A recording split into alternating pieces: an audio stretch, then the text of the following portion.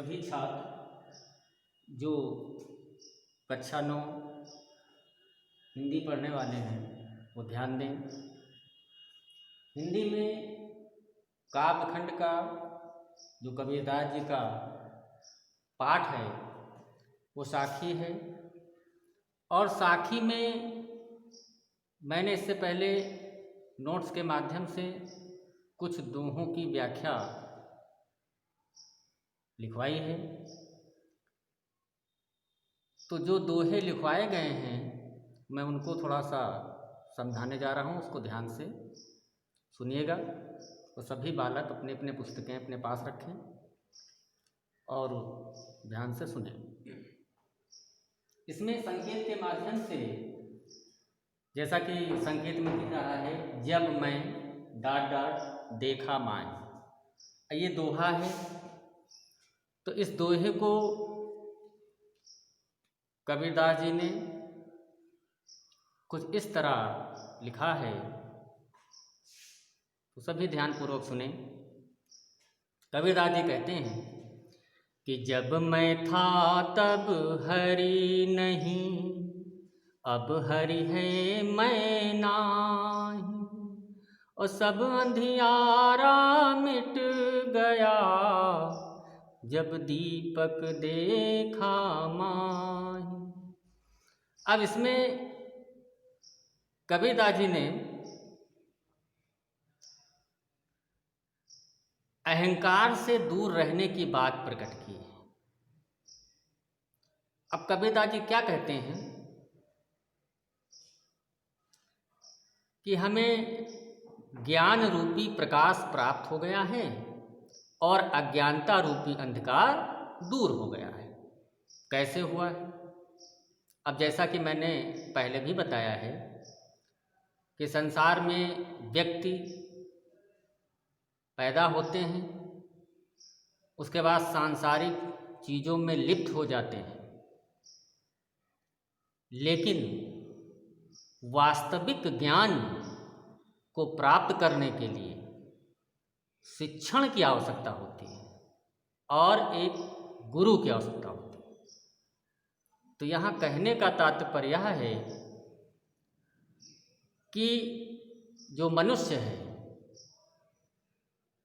वो सबसे उत्तम कोटि की रचना ईश्वर प्रदत्त है, क्योंकि संसार में बहुत सारे जीव हैं, लेकिन भगवान ने मनुष्य को ही बुद्धि और विवेक दोनों दिए, लेकिन उसका प्रयोग कैसे किया जाए उसके लिए कर्म करना पड़ता है। कर्म का यहाँ पे तात्पर्य है कि हम ईश्वर के द्वारा बताए गए रास्ते पर अगर इस संसार में आकर चलते हैं तब हमें इस सांसारिक ज्ञान के बारे में ज्ञात हो जाएगा। अब हम इस दोहे को समझाने जा रहे हैं, ध्यान से सुनना।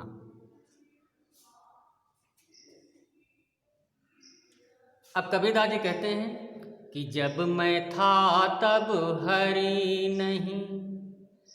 कबीरदास जी कहते हैं कि जब मैं माने होता है मेरे अंदर अहंकार का वास था। जब मैं था, केवल मैं ही हूं और कुछ नहीं, मैं माने घमंड। तो जब मैं था तब हरि नहीं, यानी जब मेरे पास अहंकार का वास था तो मेरे पास भगवान नहीं थे। अब हरि है मैं नाही, अब हमारे पास कौन है? हरि अर्थात हमारे पास ईश्वर है, अर्थात भगवान है। मैं नहीं, मैं माने मेरे अंदर का समस्त जो अंधकार रूपी घमंड था वो समाप्त हो गया, और सब अंधियारा मिट गया। सब अंधियारा मिट गया का मतलब क्या होता है कि संसार जो ये माया का फैलाव है इसके बारे में हमें संपूर्ण ज्ञान प्राप्त हो गया, यानी इस अंधकार से हम यानी कहने का मतलब इस सांसारिक मोह माया के बंधन से हम छुटकारा पा गए, अंधकार दूर हो गया। जब दीपक देखा माई, तो जब मैंने ज्ञान रूपी दीपक, अर्थात ज्ञान किसको कहा गया? ज्ञान कहा गया ईश्वर को, भगवान को। तो जब मुझे ईश्वर की महिमा का ज्ञान हो गया, अर्थात हमको ईश्वर रूपी प्रकाश प्राप्त हो गया, तो हमारे अंदर का समस्त जो अंधकार रूपी घमंड था वो दूर हो गया और ज्ञान रूपी प्रकाश हमको प्राप्त हो गया। अब इसमें संदर्भ, जैसे संदर्भ इसका लिखा जाता है, प्रसंग लिखा जाता है, व्याख्या लिखी जाती है, फिर काव्य का सौंदर्य लिखा जाता है। ये काव्य की एक शैली है, इसी तरीके से अध्ययन किया जाता है। अब संदर्भ में कहा गया कि प्रस्तुत दोहा, अब दोहा कह सकते हैं या प्रस्तुत काव्यांश कह सकते हैं या प्रस्तुत पद्यांश कह सकते हैं। तो प्रस्तुत दोहा हमारी पाठ्य पुस्तक हिंदी ब्रैकेट में काव्य के साखी नामक शीर्षक से उद्धृत है, उद्धृत है या लिया गया है, लिख सकते हो। अभी छोटे हो, 9th में हो, धीरे धीरे जब स्टेप बढ़ेगा, high school, first year, inter, तो उसमें शब्दावली थोड़ा चेंज होती है, स्टैंडर्ड बढ़ता है। तो प्रस्तुत दोहा हमारी पाठ्य पुस्तक हिंदी काव्य के साखी नामक शीर्षक से उद्धृत है, जिसके रचयिता कबीरदास जी हैं। अब प्रसंग में क्या कहा गया? प्रस्तुत दोहे के माध्यम से कबीरदास जी ने भगवान को प्राप्त करने के लिए अहंकार से दूर रहने की बात प्रकट की है, अर्थात हम सभी लोगों को एक प्रेरणा के रूप में ये दोहा बताया गया है।